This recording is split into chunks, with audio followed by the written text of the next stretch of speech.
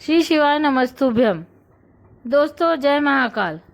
जैसा कि आप सभी लोग जानते हैं कि नवरात्रि के पावन दिवस समाप्त हो गए हैं और अब पूर्णिमा के बाद कार्तिक महीने की शुरुआत हो जाएगी।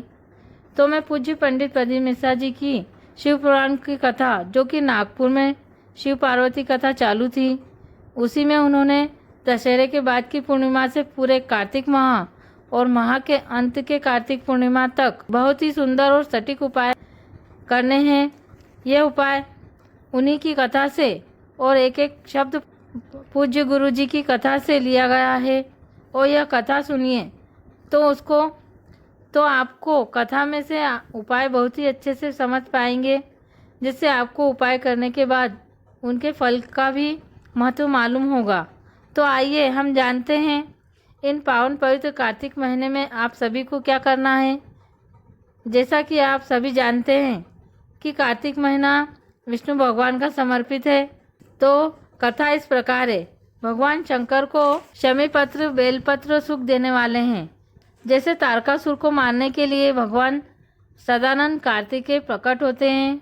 गंगा जी के जल से 6 रूप बालक प्रकट हुए। कृतिकाओं ने उनका पालन पोषण किया, 6 को एक कर दिया। उसका नाम कार्तिकेय हो गया। भगवान कार्तिक ने तारकासुर का संहार किया, तारकासुर को मार दिया। एक बात बहुत ही अच्छे से अपने अंदर उतार कर रखिएगा।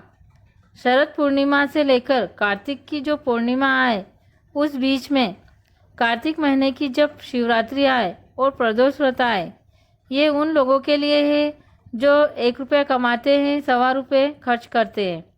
घर में जिनकी संपदा जुड़ती नहीं, बीमारियों में पैसा ज़्यादा जाता है या कहीं ना कहीं तकलीफ अपनी ज़िंदगी में आती है, उसके लिए शिव आराधना कार्तिक के महीने में पूर्णिमा से पूर्णिमा के बीच में जो सोमवार आए, प्रदोष आए, शिवरात्रि आए, प्रयास करना।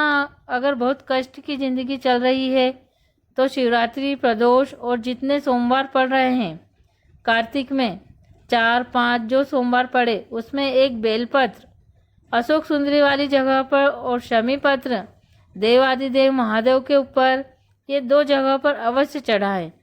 1 महीने में जितने सोमवार पड़ जाएं और प्रदोष पड़े और मासिक शिवरात्रि पड़े, उसमें अवश्य चढ़ाएं। बेलपत्र कहाँ चढ़ाना है, ध्यान रखिएगा। अशोक सुंदरी की जगह पर। और शमी पत्र कहाँ चढ़ाना है, देवादिदेव महादेव पर।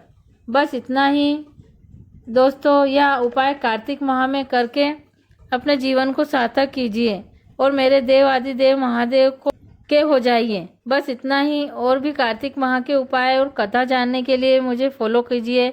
श्री शिवाय नमस्तुभ्यम।